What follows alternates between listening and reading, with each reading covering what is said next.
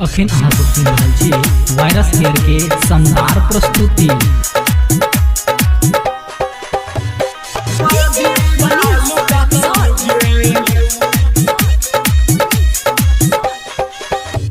के छौरी तोरा जवानी के माजा छौरा रहुलवा लुटतौगे गे छौरी तोरा जवानी के माजा छौरा रितेशवा लुटतौगे हे गे लुटबे करतौगे गे छौरी रहरिया में लुटतौगे गे छौरी तोरा जवानी के माजा छौरा मुकेशवा लुटतौगे गे छौरी तोरा जवानी के माजा छौरा प्रदीपवा लुटतौगे।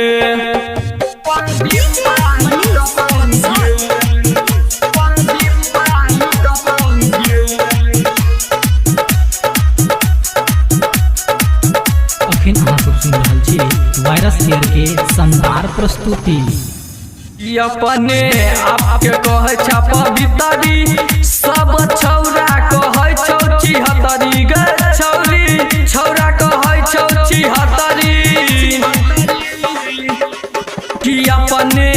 आपके कहे छ पवितरी सब छौरा कहे छौ छिहत्तरी गे छौरी छौरा कहे छौ छिहत्तरी कि बुढ़ावा मचन पर से बैठ के छौरी कनखी चलाबै छौ गे छौरी तोरा जवानी के माजा छौरा पर बिना लुटतौगे।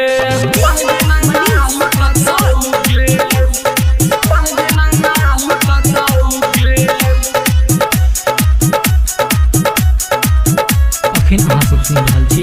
वायरस केयर के शानदार प्रस्तुति। कि राइटर भास्कर संगे गेले गे छौरी कोचिंग में सेटिंग करेला गे छौरी कोचिंग में सेटिंग करेला